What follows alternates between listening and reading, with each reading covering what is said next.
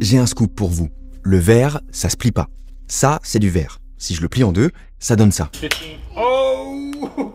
Ok, mais ça aussi, c'est du verre. Alors comment ils ont fait pour faire ça? Peu importe, parce que personne l'achète. Samsung a dépensé des milliards pour développer le smartphone pliant, c'est une véritable révolution, mais j'en vois jamais. Genre vraiment, jamais. Je regarde dans la rue, dans le métro, dans les cafés, j'en vois pas un seul. Alors j'ai regardé les chiffres. En 2024, les fabricants ont expédié 20 millions de pliants dans le monde, sur plus d'1 milliard de smartphones. Ça veut dire que les pliants, toutes marques confondues, représentent moins de 2% du marché. Je pense qu'on peut appeler ça un flop, parce que c'est plus un produit expérimental. Ça, c'est la 7e génération et personne n'en veut. Ce qui soulève une question. Est-ce que Samsung n'aurait pas créé une solution brillante à un problème que personne n'avait? Pourtant, ils continuent d'investir des milliards. Ils améliorent l'écran, la charnière, ils ouvrent encore des usines, ils injectent des tonnes de cash dans un produit dont tout le monde se fout. Ma question, c'est pourquoi? Pourquoi une boîte qui connaît le marché aussi bien que Samsung continuerait à s'enfoncer dans ce qui a tout d'un échec industriel? Je vois deux options. Soit c'est la plus grosse erreur stratégique de l'histoire du smartphone, soit ils préparent un coup que personne n'a vu venir et qu'ils comptent bien vous faire payer. Avant de vous révéler leur stratégie, 1 minute pour vous parler d'Infomaniac. Vous savez ce qui se passe quand vous mettez un fichier sur Google Drive? Il y a une loi, le Cloud Act, qui permet au gouvernement américain d'exiger de le regarder. Donc même si Google vous dit que vos photos et documents personnels sont stockés en Europe, cette loi s'applique. Parce que Google est soumis à la juridiction américaine. Infomaniac, c'est une entreprise suisse qui fait la même chose que Google ou Microsoft, stockage, mail, visio, sauf que vos données restent vraiment en Suisse, en conformité avec le RGPD. En plus de ça, Infomaniac est totalement indépendant, pas d'actionnaire américain, pas de dépendance aux géants de la tech, l'entreprise est détenue et contrôlée par ses employés. Et ils vont encore plus loin dans leur engagement. Leur serveur fonctionne à 100% à l'énergie renouvelable suisse et la chaleur produite par leur centre de données est récupérée pour chauffer des logements du quartier. Si vous voulez reprendre le contrôle de vos données tout en contribuant à un cloud plus durable, testez Mica Suite, la suite complète d'outils Infomaniac. Et pendant les 7 prochains jours, vous avez moins 80% pendant un an avec le code Léo80. Le lien est en description. Merci Infomaniac. Bon, Samsung pense avoir identifié un problème qui n'existe pas encore. Et ils ont déjà eu raison une fois. En 2011, ils sortent le premier Galaxy Note, leur premier grand smartphone qui faisait 5,3 pouces. À l'époque, c'est une taille colossale. C'était tellement démesuré qu'on appelait ça une phablette, entre le smartphone et la tablette. C'était un nom pas terrible, mais ils ont vu juste. Regardez, la diagonale des écrans des smartphones a doublé depuis,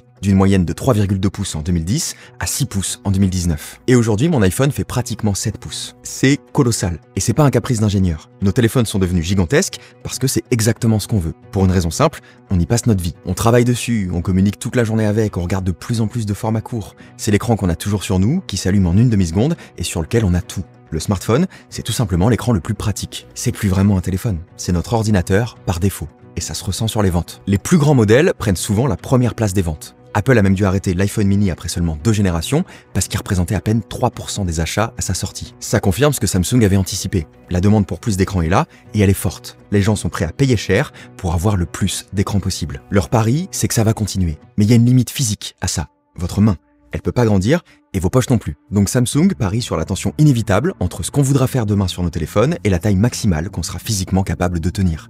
Leur solution, c'est un téléphone compact, utilisable à une main, qui rentre dans votre poche, mais qui peut s'étendre en un geste dès que vous voulez plus d'espace. À la fois un smartphone et une tablette. Ça, c'est l'évolution de la phablette, et ils travaillent dessus depuis 15 ans. En fait, la cible est la même que le Galaxy Note. Les utilisateurs avancés qui passent leur vie à faire du multitâche, les voyageurs qui veulent regarder leurs séries partout, les professionnels qui doivent montrer un plan sur le terrain ou travailler sur un document dans le train. Des gens pour qui chaque centimètre d'affichage vaut du temps, du confort ou carrément de l'argent. La stratégie de Samsung, c'est de vendre à ceux qui ont besoin de cette surface maintenant, en attendant que cette tension devienne insupportable pour tout le monde. Être prêt au moment précis où le marché sera prêt.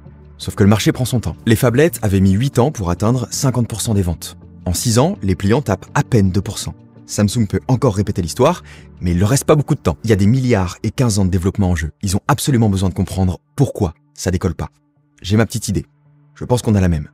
Le prix. Ça vaut plus de 2000 €. C'est une somme.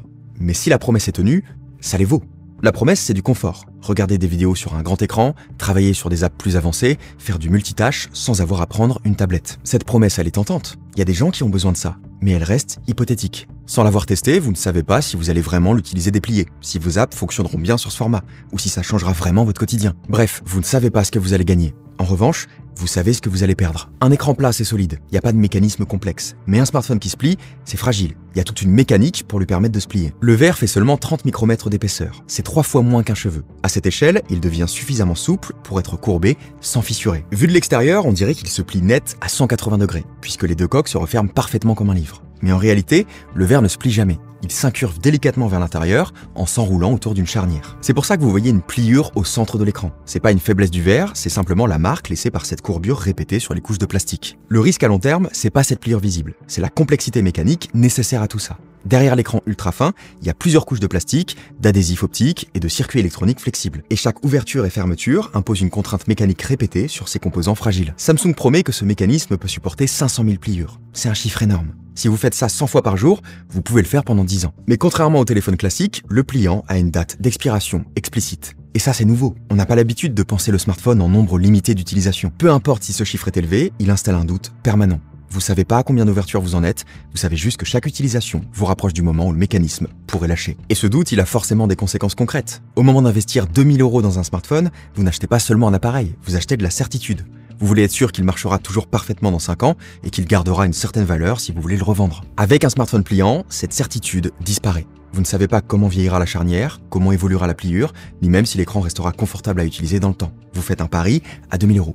Donc personne l'achète. Sauf que ça, Samsung s'en moque. 2% du marché mondial, ça représente environ 20 millions d'appareils. C'est pas grand-chose, mais ça signifie déjà qu'il y a une demande. Et la moitié se vend en Chine, là où les consommateurs sont moins frileux sur les nouvelles technologies. Ce que les Chinois achètent, c'est le format Fold, celui qui s'ouvre comme un livre. Beaucoup plus que le Flip, qui se plie juste en deux pour prendre moins de place. Ça prouve que la demande pour plus d'écran est bien réelle. C'est pas juste l'effet nouveauté d'un téléphone qui se plie en deux. Donc le problème n'est pas la demande, le problème, c'est la confiance dans le produit lui-même. Et Samsung est en train de la construire, pas dans les publicités, mais dans les usines. Les 500 000 pliures garanties, c'est pas pour vous rassurer vous, c'est pour montrer à l'industrie qu'il maîtrise la technologie. C'est 2,5 fois plus durable que la génération précédente. Chaque génération, même si elle se vend mal, leur rapporte des données cruciales. Comment les utilisateurs plient l'écran, dans quelles conditions il se dégrade, quels composants lâchent en premier. Samsung n'attend pas que les consommateurs soient prêts à prendre le risque, ils éliminent directement ce risque dans leurs usines. Ce qu'ils achètent, c'est la certitude que demain, tout le monde aura un smartphone pliant. Et surtout, qu'il sera fabriqué par Samsung. Parce que c'est pas une marque de téléphone, c'est l'un des plus gros fabricants de semi-conducteurs au monde. Et il domine la fabrication d'écrans OLED pour smartphones. L'iPhone que vous avez dans la poche, il y a de grandes chances pour que l'écran vienne de Samsung. Donc Samsung ne raisonne pas seulement en termes de produits finis, mais en termes de composants et d'échelle industrielle. Ce qu'ils sont en train de construire autour du smartphone pliant dépasse largement un simple téléphone. C'est toute une chaîne industrielle. Et ils investissent massivement. En ce moment même, Samsung est en train d'injecter près de 5 milliards de dollars dans 2 nouvelles usines stratégiques. C'est colossal. Leur objectif n'est pas juste de vendre quelques millions de pliants par an, mais de préparer le marché à des volumes 10 fois supérieurs. La première partie de cet investissement se trouve à Asan, en Corée. Là-bas, Samsung dépense plus de 3 milliards de dollars pour construire une ligne de production d'écrans OLED de dernière génération. Samsung investit aussi près de 2 milliards de dollars dans une autre usine, cette fois-ci au nord du Vietnam, dans la région de Bac Ninh. Pourquoi là-bas? Parce que c'est précisément là que Samsung assemble déjà des dizaines de millions de smartphones chaque année. Samsung construit volontairement une chaîne totalement intégrée, du verre initial jusqu'au smartphone final, pour garantir qu'ils peuvent livrer très vite, partout dans le monde, avec des coûts toujours plus bas. Ces usines sont clairement pas dimensionnées pour répondre aux 20 millions de smartphones pliants vendus aujourd'hui dans le monde. Elles sont calibrées pour absorber une demande beaucoup plus importante. Samsung ne fabrique pas seulement un produit, ils construisent une forteresse industrielle qui sera bientôt mise à l'épreuve parce qu'Apple arrive. Apple prépare bel et bien un iPhone pliant et plusieurs sources s'accordent sur un lancement en 2026 si tout se passe bien. Mais c'est un pari risqué pour Apple de sortir un produit qui concerne si peu de gens. Alors pourquoi il le prendrait ? Parce que c'est encore plus risqué de ne pas le faire. Pour Apple, lancer un smartphone pliant, c'est pas juste un pari technologique, c'est une nécessité stratégique et commerciale. Aujourd'hui, le marché du smartphone classique est saturé, en particulier sur le segment premium. Les ventes stagnent et il devient difficile de justifier des prix très élevés pour des smartphones dont le format et les fonctions n'ont pas tant évolué ces dernières années. Le pliant est précisément ce dont Apple a besoin pour changer la donne. Avec lui, ils viseraient à augmenter leur vente globale d'iPhone de 10% dès 2026. C'est un levier stratégique capable de créer un effet halo sur toute leur gamme. En introduisant un modèle pliant ultra haut de gamme, Apple attirera à nouveau l'attention du public sur l'ensemble de ses iPhones. Et Samsung a déjà fourni la preuve de cette dynamique. Aujourd'hui, les pliants représentent seulement 4% de leur vente totale, mais ces 4% pèsent à eux seuls 16% de leur vente de smartphones haut de gamme. C'est une part disproportionnée de la gamme et c'est exactement le segment ultra premium où Apple réalise déjà l'essentiel de ses marges. C'est là qu'ils doivent absolument préserver leur domination. Et Apple ne pourra pas rentrer sur ce marché sans Samsung. La presse coréenne indique déjà que Samsung a été retenu comme fournisseur principal, voire exclusif au lancement, des écrans internes pliants de l'iPhone. Samsung aurait même déjà mis en place une ligne de production dédiée à Apple dans son usine d'Asan, capable de fournir jusqu'à 15 millions d'écrans pliants par an dès 2026. Et là, Samsung touchera le jackpot.